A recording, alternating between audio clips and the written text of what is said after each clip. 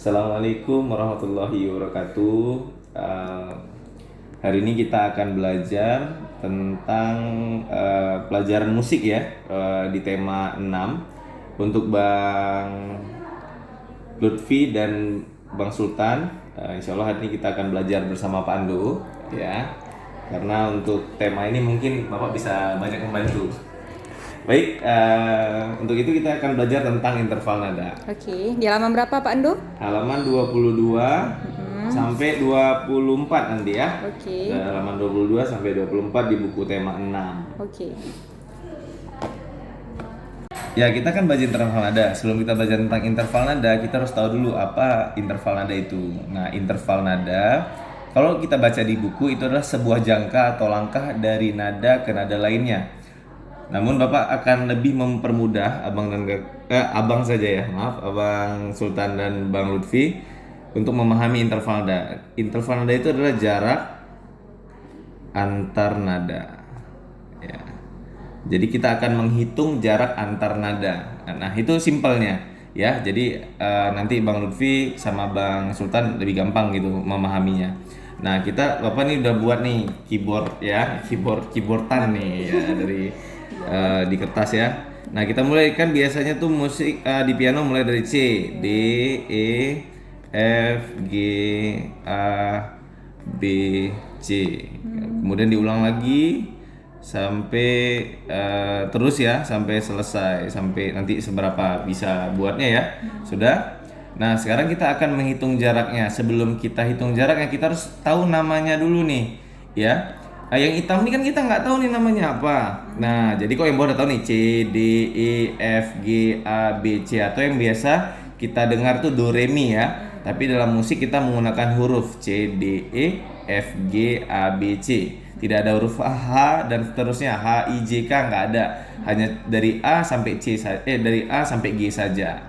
Ya. Nah, jadi konsepnya adalah jika nada naik setengah, ya ingat ya, naik setengah, maka ditambah is ya, nanti kita akan tambah is. Nah, Bapak buat gini ya, jika nada turun, nah ini beda turun nih yang kedua, setengah, maka nada ditambah S. Oke, gimana itu Pak is dan S?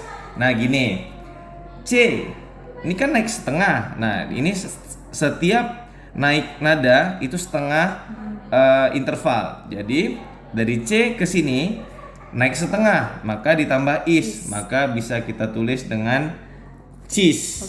Ya, C ditambah is jadi cheese. Atau D turun setengah, berarti D turun setengah apa? D ditambah S jadi des. Seperti itu kira-kira. Nah, berlaku juga untuk selanjutnya. Yang hitam di sini berarti D naik setengah, jadinya karena naik setengah jadinya dis. Atau E turun setengah, karena huruf E-nya double ES, jadi cukup satu huruf saja diwakilkan dengan S saja. Ya. Kemudian begitu juga dengan selanjutnya, F naik setengah jadi vis, atau G turun setengah jadi ges. Ya. Sesuai dengan hurufnya saja ya, abang-abang. Jadi untuk naik setengah tambah is, turun setengah tambah s.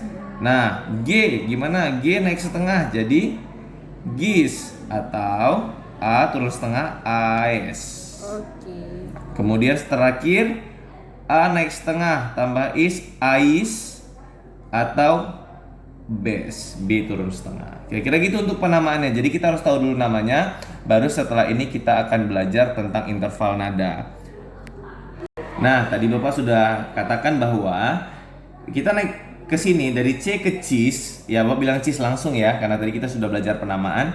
C ke cis yang hitam ini itu setengah intervalnya. Nah, jadi C ke D berapa? Ini setengah, berarti ini satu. Nah, C ke D satu langkah. Kalau C ke E, kita hitung setengah satu setengah dua, berarti dua langkah. Jadi hitungnya bisa gini, satu, dua gitu ya. Jadi setiap notes itu, setiap tombol atau tekanannya itu setengah ya. Jadi kalau C ke F berapa? Kita lihat. C ke F 1, 2 setengah. Nah, 2,5. Karena E ke F tidak ada hitamnya, maka E ke F itu berapa? Setengah. Setengah, intervalnya setengah, ya. Jadi begitu juga untuk selanjutnya. Nah, untuk itu kita akan mengenal nih, ada penamaan dalam musik beberapa interval, jenis interval. Nah, seperti tadi, jika C ke C maka berjarak 0, ya. Maka C ke C tidak berjarak di tempatnya sendiri. Jadi C ke C itu namanya prim. Prim.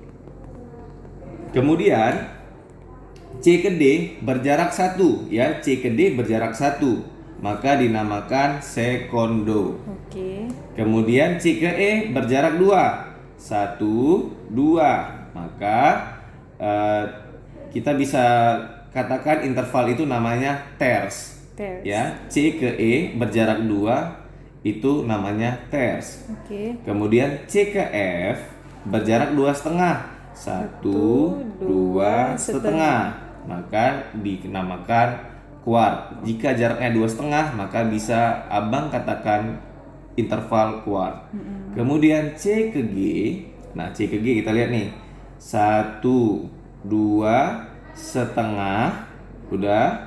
Koneksi ini kan 2,5, 3, 3,5, 4,5. Oh sorry, udah sampai sini ya, sampai sini ya. G 3,5, mohon maaf, 3,5. Maka berjarak 3,5 namanya queen. Ya, C ke G namanya queen. Oke. Kemudian C ke A, nah seperti tadi di C ke G tadi sudah 3,5, maka kalau ke A bisa jadi 4,5 atau namanya sect. Ya, itu untuk jarak C ke A. Kemudian dilanjutkan ke B, C ke B itu berjarak 5,5 atau bisa disebut dengan septim. Septim. Nah, kemudian yang terakhir C ke C. Nah, C ke C. Nah, itu berjarak 6. Nah, itu dinamakan dengan oktav. Berarti dia Pak Ando bagaimana ditulis seperti itu dibaca ya rata-rata. Ya. Ini bukan prime berarti ya? Bukan prime. Oke. Prim. Karena seingat Bapak ini diambil dari bahasa Itali. Dan berarti setiap dari interval ini ketentuannya memang pembacaannya ini. Pembacaannya ini dan jaraknya ini. Oke. Ya. Terpaku pada jarak.